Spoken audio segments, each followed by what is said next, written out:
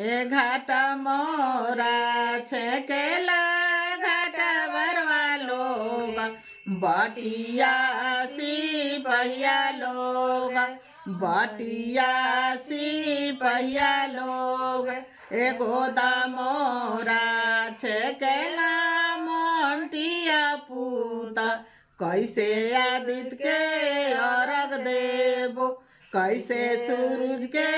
अर्घ देबो एगो दामोरा छेकेला किल्टुआ पूता कैसे आदित्य के अर्घ देबो कैसे सूरज के अर्घ देबो एगो दामोरा छेकेला देवांश बाबू कैसे छठी के अर्घ देबो कैसे सूरज के अर्घ देबो ए दुए चार देबो घाट भरवा लोग रुपिया सिपहिया लोग रुपिया सिपहिया लोग ए दूधा भात देबो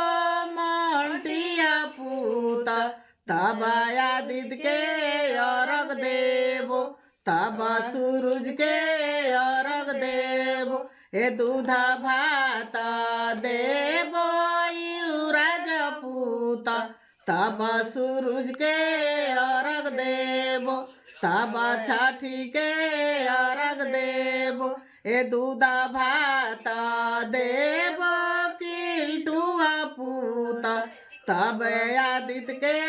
अर्घ देबो तब सूरज के अर्घ देबो।